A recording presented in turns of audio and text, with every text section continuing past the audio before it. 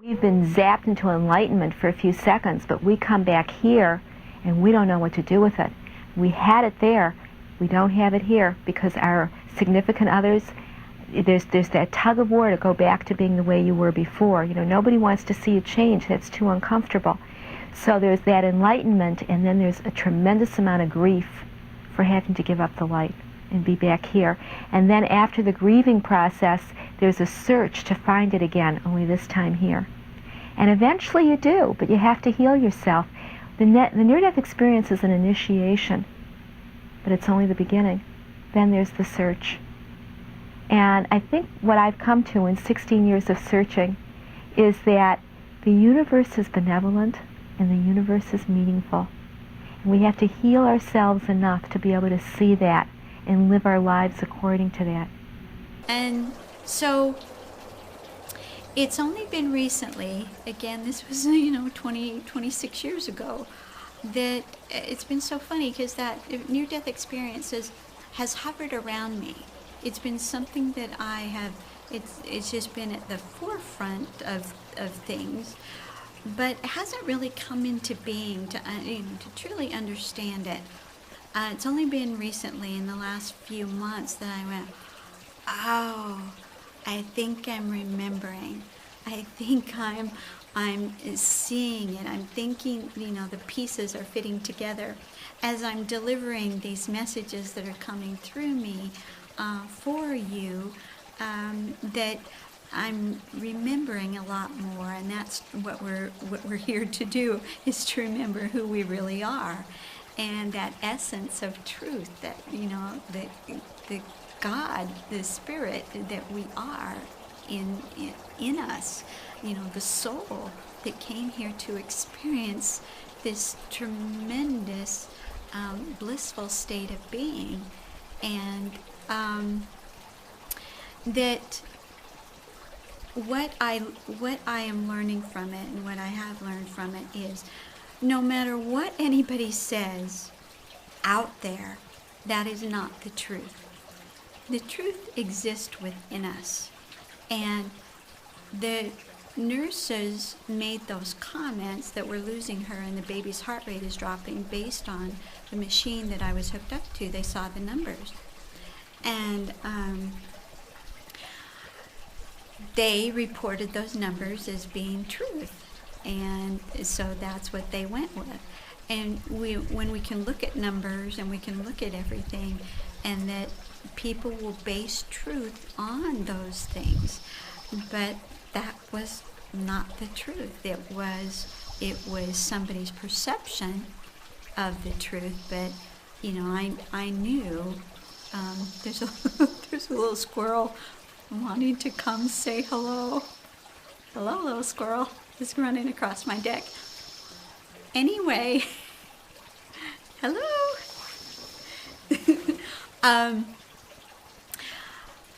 We are the only ones that know the truth, and you will only know it based on going within. And so when I entered into that higher state of consciousness, that was my truth. That was a remembering. Now, even though I don't have a recollection of a decision being made, could I leave this physical world, or could I go, or could I stay? I do know that that's what happened, and a choice was made for me to stay, and that we get those messages within us to make decisions. And these are the, within our soul, it's the only decision maker that we should refer to. It's really the captain of our ship, so to speak. And we can ask people, their opinions, but it's really us to go back to our origins and say, what do you think here? What's the best choice? What's the best path? So I wanted to share this experience with you and learn, and still learning. As like I said, it's been hovering a lot, but now it's within my being. Now it's saying, remember, you know the truth. Remember, because it is a remembering from us. There isn't anything we have to learn. There isn't anything we have to know. It's just a recalling, a remembering. The only way we're going to do that is to do the processes to uncover those things, to release the things that don't serve us anymore, so that the light of who we truly are is shown very brightly. And it's just an amazing journey. So now I have that experience of the near-death experience, of that state of being, because I do know circumstances don't matter, only state of being matters. That's all that matters. It is the vibratory tone that exists within us that is calling forth to say, remember, remember you are love and light. And no matter what somebody says, no matter what numbers are being said, that is not the truth. So just wanted to give you that information so that may help you to really go inside. Always communicate with your own soul, who knows you best, who knows the decisions that will bring about your highest good. I would say it was just real. I mean, this is real, I suppose, but that was just very real. It certainly left a very strong imprint on my mind. I mean, I've never forgotten it, and that's over 17 years ago now. Well, I think I've changed in just about every way it's possible to change. Certainly it's a long time, and it has taken a long time for those changes to come about. But I do really attribute those changes to that experience. At the beginning, I didn't tell anybody about the experience. I'd never heard of anybody having one, and it frightened me to think about it in a way. I felt that if I told people, they'd think I was crazy. So I chose not to tell anybody for a year. It was a year before I told my mother about the experience, and she was very concerned about it.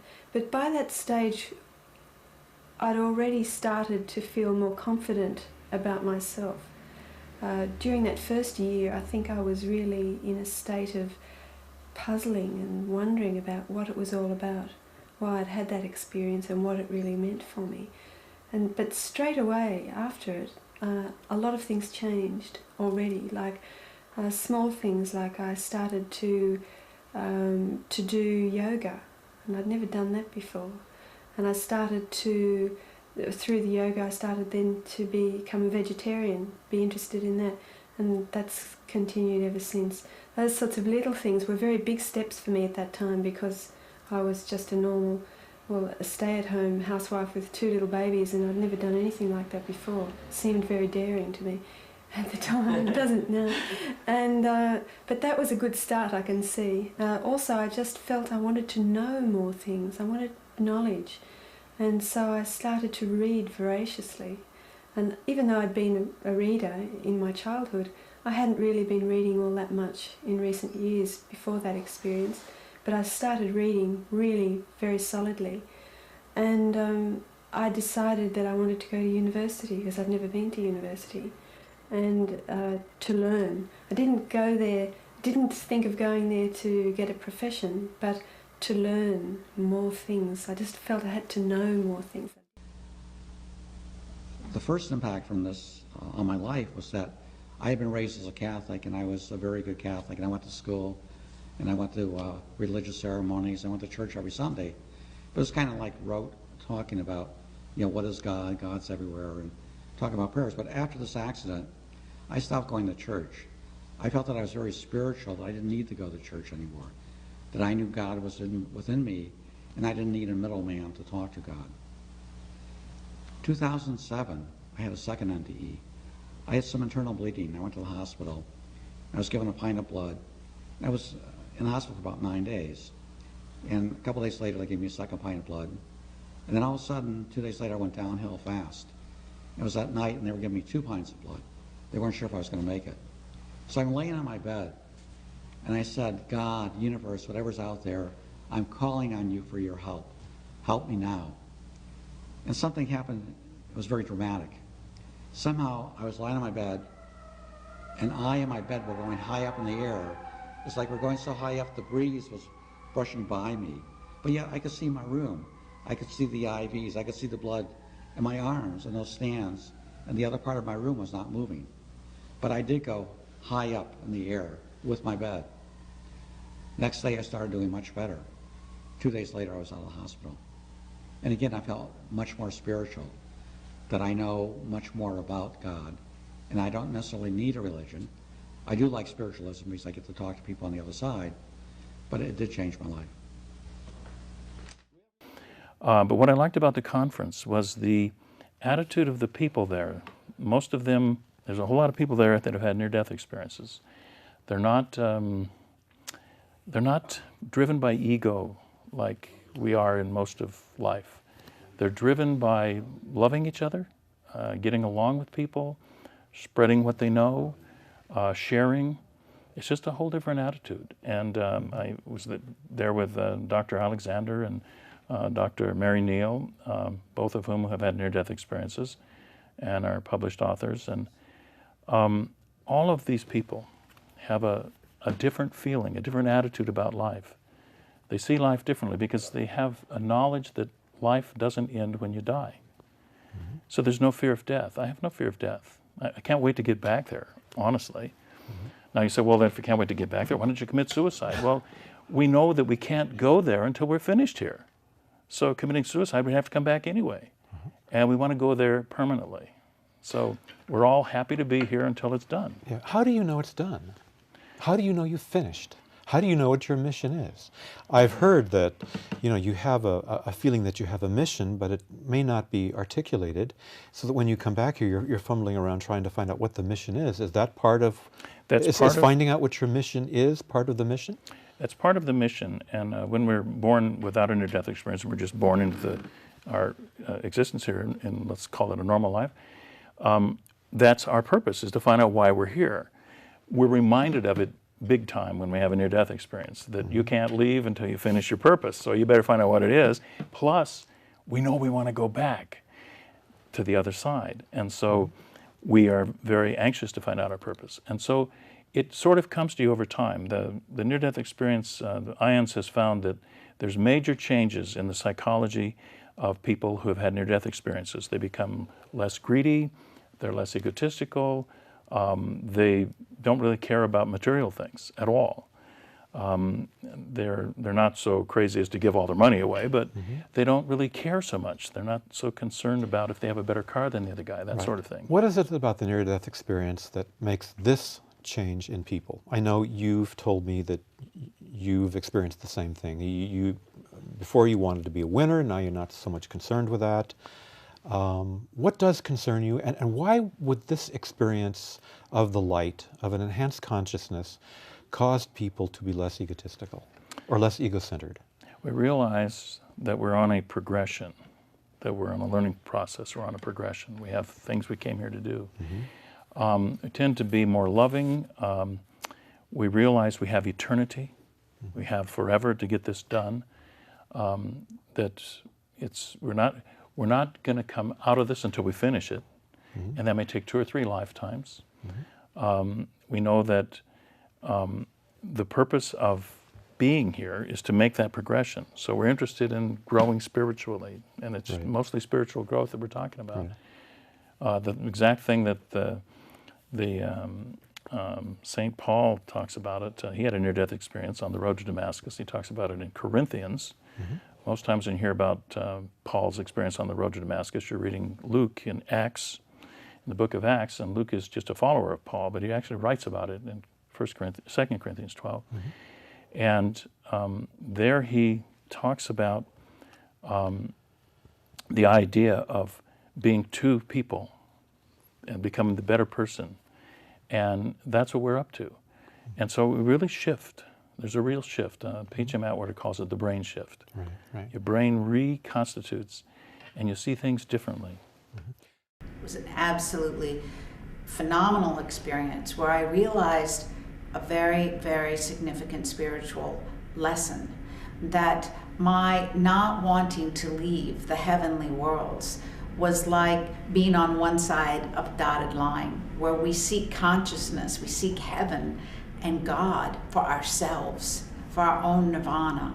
But that's not what it's meant for. God is the greatest servant of all life. To be in true communion with God and to truly listen and participate with God and become a co-worker with God, that's the goal. And to do that, we have to follow the instructions as they're given. We have to open our hearts and truly believe thy will be done is the way.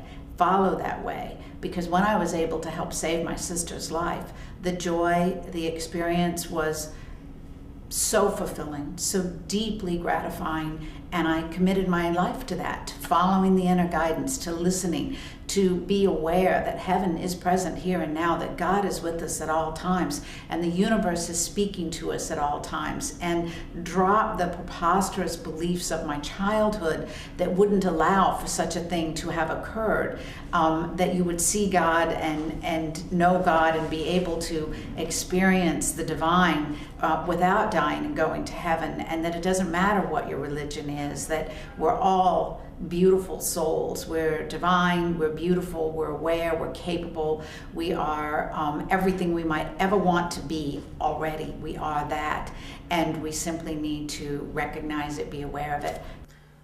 You know, the biggest thing I can say is because when one is in the presence of the light being or in presence of the light, all one can feel is, or experience is love. And that love is what the person who had NDE brings back. Because the feeling is there that the essential nature is love of the pure consciousness. And the love is not just a love between husband and wife, but love which is very hard to describe, is more to feel, is kind of unconditional. Characteristics of psychological change include, as people have said, not being afraid of death anymore. People who've gone through an NDE typically aren't afraid of death. People who've tried to kill themselves almost never try to hurt themselves again because they know they've come back with a mission. Experiencers develop a feeling of timelessness, except for before and after. There's before the NDE and after the experience. Many experiencers become more intuitive. They remember the future. They finish other people's sentences. Sometimes they can hear, or they feel they can hear, plants or animals speak. Forgiveness tends to replace criticism. I think you had mentioned, whoops, where'd she go? Barbara had said that she had felt forgiveness toward the people that had abused her. People forgive others. And people who've had a sense of materialism or high sense of achievement often give that over. They're much more laid back after they go through an NDE. Unfortunately, for family members and spouses, that's often a real tough thing to go through. It wasn't what they signed up for. So the divorce rate is very high for people who've been through an NDE. It's about 75%. There was a woman months later that had the same situation happen. She accidentally ate a piece of, she had ice cream, and in the ice cream there was a nut from cross-contamination, and she went into anaphylaxis and then went into a coma, and then got out of the coma several months later, and then since then has been in a vegetative state.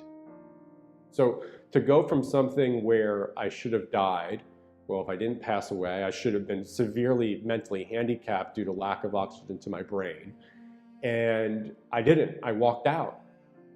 That's always something that's grounded me, and it's also at times a little scary because it shows how fragile life is and how clear life gets and priorities or what is and isn't important when you are laying on a bed and you're dying. Very few things matter. It's dictated a lot of my relationships and how I've decided to live my life. I never spoke about this for 6.5 years. I would not talk about it. Everyone knew I had a peanut allergy, and that's it. People said what happened is I had a really bad reaction, and that was it. people would ask me, I would not discuss it.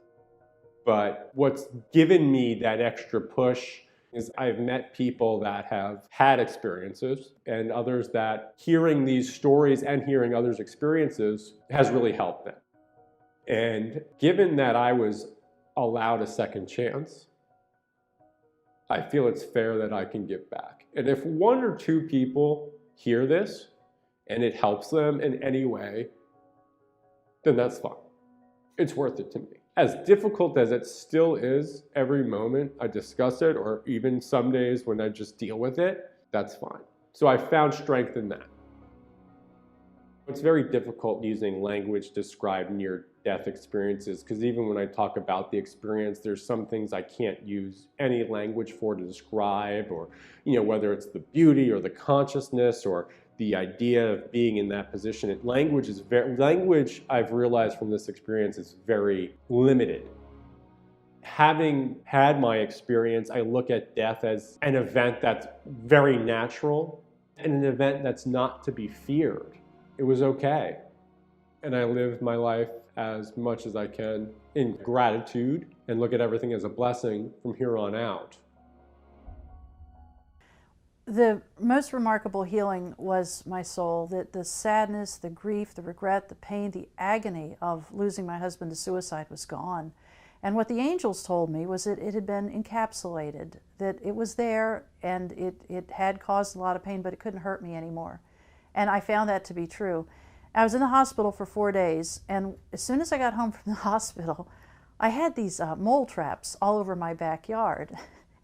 I'm still, I'm still pretty weak, fresh out of the hospital, and I went around the backyard and I kicked all the mole traps out because I thought these could hurt somebody. The idea of hurting a little mole caused me great pain. And I subsequently started selling off all of my personal possessions. As a writer, I had vast amounts of archival documents and materials and a massive private collection of historical ephemera of different types. I donated all of it to a college library. I started selling off my family's heirlooms, furniture that had been in the family for generations, because I thought, somebody else will enjoy this a lot. And then I sold my car, and that's when my friends really thought I'd lost my mind. That was my dream car. I had special ordered it. It took 2 months to get. But I drove it back to the dealership, had a friend take me, and I said, how much will you give me for this car? And they said, Mrs. Thornton, you spent 2 months waiting for that car. And I said, I know, I don't need it anymore. After I'd sold my furniture, my possessions in my car, I sold my home, listed it, sold within 2 hours. And then I left. I was living in the Virginia Beach area, and I left. I packed my clothes and some possessions in a slightly used Prius, which I had bought, and I drove 1,000 miles due west to start a new life. And that was also exactly what I needed. The old memories of where I had lived with my husband were dragging me to the depths of hell, and starting over was liberating. I cannot begin to describe what it felt like to be free of all those earth weights and to have a new chance at a new life. And so many people have said, oh, I wish I could do that. And yet, that's what's interesting, is that's when my friends really thought I'd lost my mind, is when I started selling off everything I owned and said I was going 1,000 miles west. So it's changed me in every way a human being can be changed, and it's all for the good. And now life, everything looks so different. And I do cry more easily. When I hear about somebody who's lost somebody to suicide, I typically just burst out in tears because I feel their pain. And yet I don't go home crying and keep crying for days like I used to. I don't crawl into bed and stay there. So everything has gotten so much better. There are a lot of times, I guess the biggest struggle is I still think maybe I died and I've just gone to a new place, because I'm not sure exactly what's happening. I feel completely different. And then I found myself falling, and the next experience I had was moving from this brilliant light, love, and joy into excruciating pain in my body. And within the next 24 hours, I realized that I had been changed. I could look at the nurses and doctors around me, and I was kind of amused. Well, they're trying to heal people, but they're totally unaware that they got medical problems of their own. Because I can now see the aura, you see, and I could see what ails them, etc., etc. And I'm listening to people's opinions, and I'm like, where in the world did they get that idea? And then I'd stop and ask myself, but wait a minute, Norma, yesterday you believed that too. How come you don't believe it now? See? Going through a near-death experience is a paradigm shift. You shifted from where you are, and 90% of what we walk around thinking we believe is really what was told to us. And it doesn't really matter whether a lot of it is real, it's true, but it's not our belief until we've experienced it. So the universe sends you these experiences so you can make what you're walking with and you're holding on to, you can make it your own belief. Does that make sense? So then they slammed me back and they sent me back, and now all hell broke loose. I was really, really very aware. If I opened my mouth and said half the things that I could see, they would put me in a mental institution. Thank God for that. I was very aware of that, because I ran into someone recently who opened his mouth right there in the hospital and started talking, and he did end up in a mental institution for a while, because they thought he was crazy. So the life now changed, 3 years of depression, 3 attempts at suicide, because I don't want to be here. And after the third attempt, which was kind of very interesting, the voice in my head said, well, if you come back, we're going to send you back. So stop trying to get here illegally. And then I said, well, is there a legal way to do this? How can I do this legally? The one episode that perplexes me and changed my perspective on everything was they put in an implanted cardiac defibrillator. And in order to test it, they had to kill me, but just for a little while they would stop my heart with chemicals. And the test was only going to last 20 seconds. And 20 seconds later, I was here again. But it wasn't 20 seconds for me. Wherever I had been was an undefinable, eternal time where I was totally settled in, I was totally happy wherever I was when I was dead here. And there's only 2 things that I remembered when I came back to life, as if I was in a conversation. I had agreed to come back, and I was being told the way to get through all the rest of my life was to be positive.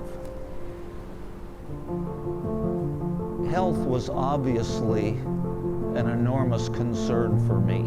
The scientifical, modern medical community had done all they could with me and had fixed me. And I was on probably a half a dozen different medications. Basically, I just felt like I was on horse tranquilizers all the time. And that didn't feel like living to me. So I was very concerned with how to regain not only being alive on this plane of existence, but how to be healthy. And I think a lot of it just comes down to, as simplistic as it seems, is diet and exercise and a good attitude. JFK said one of the simplest, most rewarding delights in life is riding a bicycle. And I ride a bicycle every place around the crowded streets where I live because I get that feeling of, wow, this is a simple pleasure surrounded by chaos. There is so much negativity in the universe.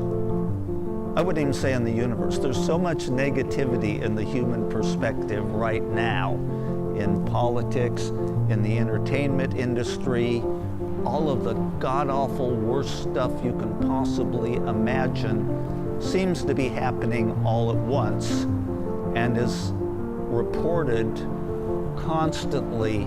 So I would say, if I brought back something to me that not everybody seems to have that I have now, is what Jesus said, is I would not take you out of the world, but I would take you out of the evil in the world. You can vibrate on a positive level, and it works like telepathy.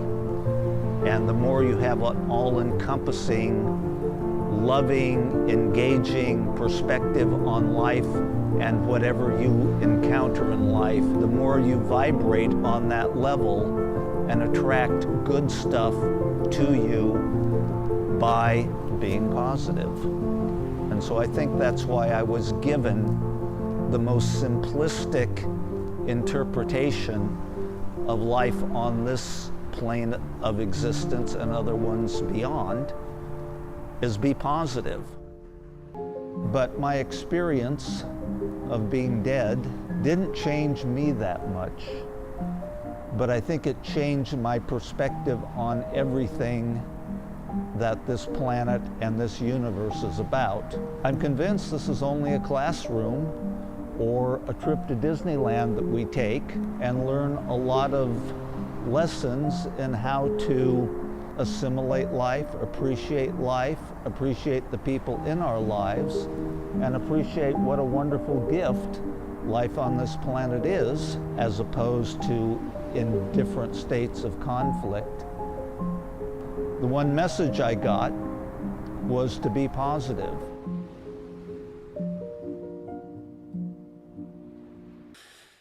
So, having come back into my body, I came back with a completely new set of values. All the values I'd had before, all the important things that I seemed to be doing before were just a nonsense. And I was just so glad to be alive and be capable of appreciating what we have here, of sounds and people and colours and flowers and growing things. And it was a fundamentally life-changing experience. And the other big thing is I came back completely without fear of anything, because once you're not afraid of death, there's not much point in being afraid of anything else. And I decided that what I was doing was not very satisfying, so I came down to Cornwall and I went down here because I knew there was something down. I'd been pulled down here for years. All right, this happened in 1955. Yes. In 1955, the phrase near-death experience didn't exist. Nobody even knew what that meant, what that was. Mm-hmm. So, first of all, here I am, a religious person who has experienced something that would be spiritual, if not religious. My personal problem was that none of my religious experiences were there. I was with the light. There was no judgment, there was no hell, there was no good and bad, there was no big tally in the sky. There was just the light absorbing me and consuming me with unconditional love, in which I was able to consume and absorb everyone else with unconditional love. So that I didn't know what that meant. I didn't understand it. So I spent 25 years like a nomad, roaming the earth, trying to figure out, I don't know what to do. I thought I was crazy. I thought if I ever told anybody about this, that I would be locked up in a room with rubber walls and be there for the rest of my life. So I never spoke of it for over 25 years. I get up every day. I live every day like it's my last day. And I would encourage everybody to take a good look at where your life is, because everything is pretty much small stuff for me. I'm serious. I don't worry about a lot of things. If I get to it, I get to it. If I don't, I don't. But I'm not going to fret over it. And I'm not the same person that I was. Even my children have told me they like me better now. But I would encourage you, every chance you have, to listen to somebody who's been where I've been, because that is one of the top 10 questions of all time. What happens to me when I die? Mm-hmm. People like me will give you their account. You may want to hear another 10 or 20 of them. You may want to get on YouTube and take a look at some of the people that have put themselves out there. It's hard because you face a lot of wrath from people, but then when you realize, I think I'm supposed to be doing this. I think I'm supposed to be doing this. And I'm glad I'm here. Everybody here in this room is here because they're thinking about that in some way, shape, or form, what happens to them when they die. They are. And my life changed as a result of that. Now, when I came back, I was disoriented in a way of now what? Because I wanted to stay there. And my sense was, if I got to be back here, it better be good. And because it really, the difference, the comparison was that this is like sludging through mud compared to the ease and the love that's there. And it was shortly after that experience that, and I was having these feelings of now what, that I was reading a newspaper fully open. I turned the page, and there was a full-page article on hospice, and the word yes just came up off the page, and I've been working in hospice ever since. So that's my work. That's my story. But I was able to see the situation from this higher perspective that I now just kind of was able to have temporarily. And I noticed that I just saw the folly in my ways. I saw how these drugs were affecting me. I saw that they were bringing me down and fucking me up. And like, these weren't real friends. These were just people that I sort of ended up hanging out with because we all sort of reinforced our dysfunction. We felt better about ourselves knowing that we weren't the only one washing our life away with heroin and crack and drugs and whatnot. And I just saw it so clearly. And then after that, we came back to this realm, this awesome realm, and we were playing this weird game. It was a game where I had like a handle and like a I don't know, it was like a half circle thing, and we were like, it's a name, it's an actual game, I think, and we were like whipping these balls back and forth to each other. We'd scoop it up out of the air, we'd whip the balls, and it was the most fun I've had in a while. I was relying on drugs to like make me feel good.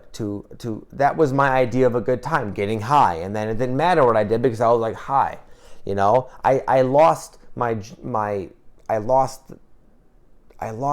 the joy of simple activities like throwing a ball with your buddy, you know. And I just remember giggling and laughing like a little school kid, just having the time of my life.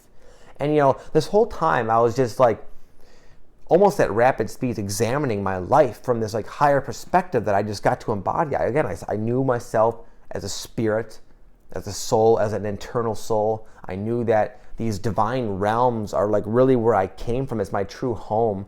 That's like the real thing that resonated with me the most, that this awesomeness, this beautiful love, this place is my home. It's where I'm from. That's not my home. That's not me. And it was just so amazing. And then I woke up. I didn't wake up. I shot up out of bed like, what the fuck was that? I realized in the moment, even though I realized I was back in my like body and everything, like that was not a dream. That was like something happened there. Well, this is another thing that I learned when I was there, which is very difficult for me to ever bring up in church, which I have never brought up in church, ever. God loves everyone. And it isn't just Christians that God loves. God loves everyone, no matter what religion, no matter what, anything. I mean, obviously, you know, let's take color, humans with different colors. I mean, obviously, we're God's children, so obviously we should all be loving each other. And as far as religion is concerned, I can't make any decisions about that other than the fact that I know that God loves all of us. And it isn't that he loves just Christians. It took a long time until I was able to face this madness internally, because it was very uncomfortable to deal with something that you can't classify with your normal senses. But this experience eventually tells me that there isn't anything that is for nothing. Your actions always cause some kind of response. You're connected. You're not alone. This experience was very significant, but it takes time to process. It takes courage, and maybe I needed this inner push that told me, come on, in order to face the indescribable and give it space. It's very hard for me, though. Maybe I'm too German, maybe too theoretical, or maybe too intellectual. To be honest, I cannot grasp it properly. On one hand, it seemed absolutely real. There's a part of me that tries to tell me that it was the shock. It was that part that struggled with this whole experience. But there's this inner knowledge in me that tells me that this was not imagined. It wasn't anything I had read into because I had heard about these things and wanted to experience them myself. It was an absolute, realistic, deeply felt, and very personal experience.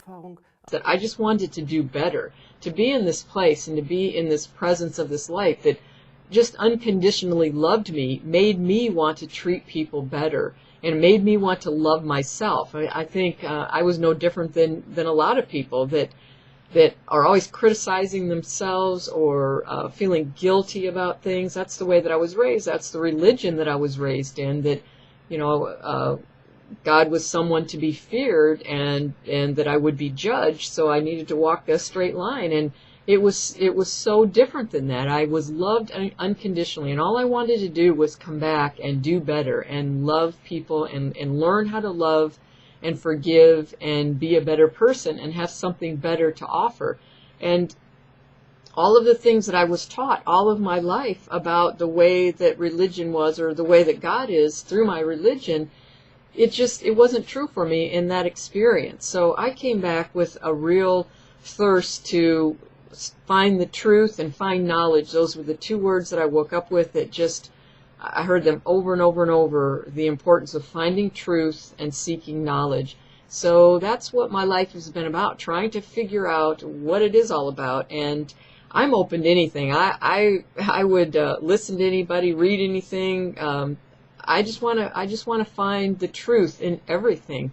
But the one thing that I feel like I cannot go wrong with is loving people. And no matter how hard that can be to do at times, it can be really challenging and difficult, then I still have to go to that place where I felt that unconditional love coming from God and try to get that feeling in my heart and then send that out to other people. What you are basically, deep, deep down, far, far in, is simply the fabric and structure of existence itself. So, say in Hindu mythology, they say that the world is the drama of God. God is not something in Hindu mythology with a white beard that sits on a throne and that has royal prerogatives.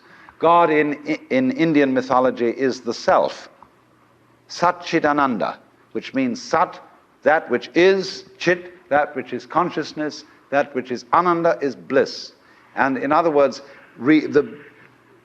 what exists, reality itself, is gorgeous. It is the plenum, the fullness of total joy.